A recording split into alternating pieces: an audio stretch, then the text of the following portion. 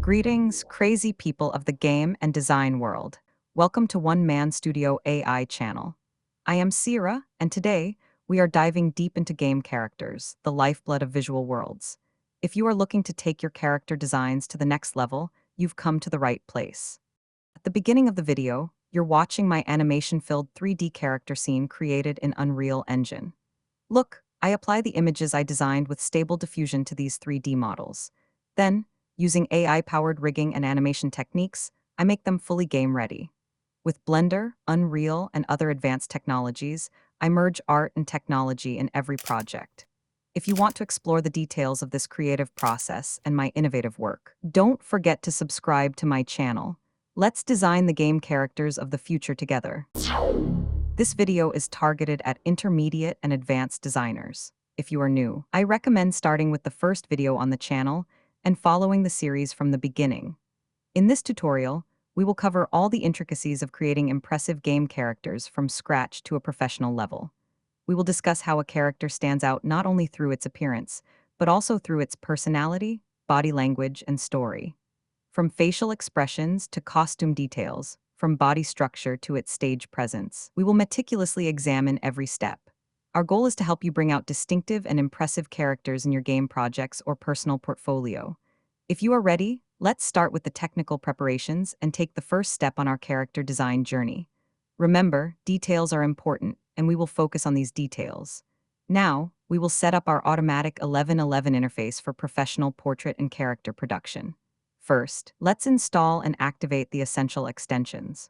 For face details, we will use the Detailer extension, and for improving anatomy and achieving more consistent body structures, we will use the Open Pose Editor tool. For face restoration, extensions like Code Former or GFP-GAN will come to our rescue.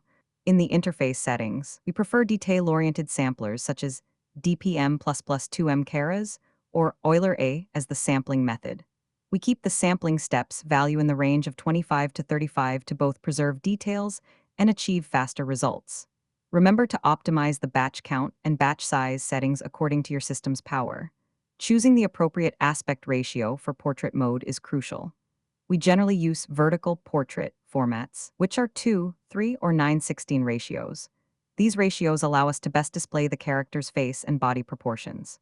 For resolution, we can aim for at least 512x768 or 768x1024 values. In the face restoration section, we can sharpen face details by selecting Code Former or GFP-GAN from the extensions we installed. By activating the tiling option, we can minimize detail loss, especially in high-resolution work. As for V-variational autoencoder, it is important to choose the one that is most suitable for the model you are using. VAEs like VFTMSE 84000 Maprund or SDVFTMSE generally give good results.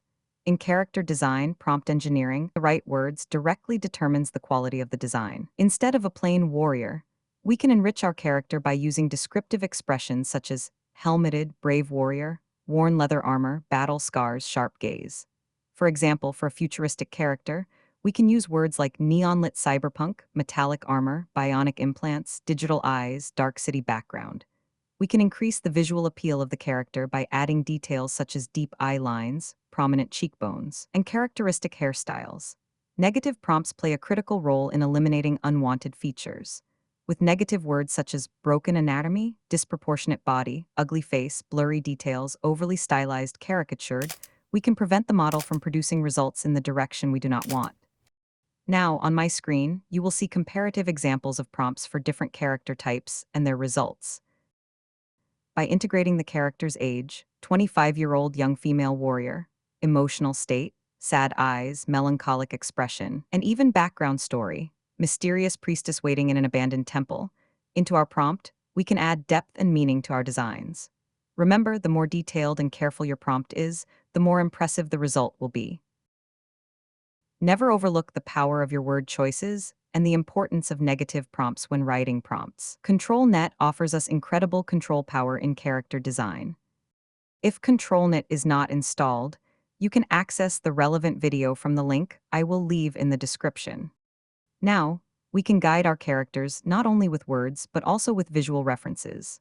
For example, if you want your character to be in a specific pose or perspective, you can guide ControlNet by using a reference image or skeleton structure.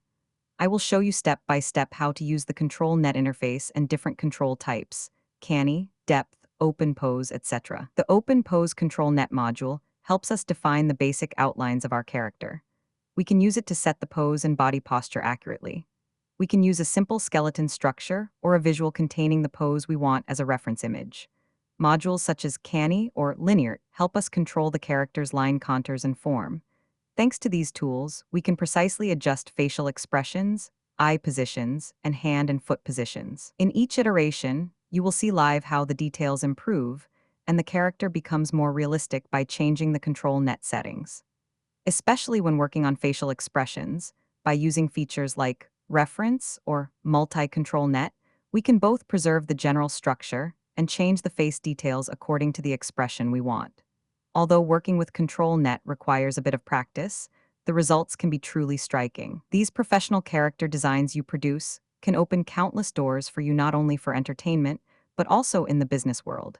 They can be the lead character in your game projects, the hero of your comics, come to life in your animations, or enrich your digital portfolio. Especially in freelance platforms or studio applications, these detailed character designs at this level will put you one step ahead of your competitors. I have a professional piece of advice for you. Present your characters not only visually, but also with their stories.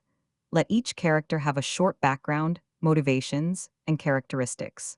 By adding these notes when presenting your portfolio or projects, you can allow viewers or business partners to better understand the depth of the character. This is an effective way to add value to your characters and make your projects more attractive. Remember, impressive characters form the basis of unforgettable projects. Yes, dear designers, today we have deeply examined what we need to pay attention to in professional game character design.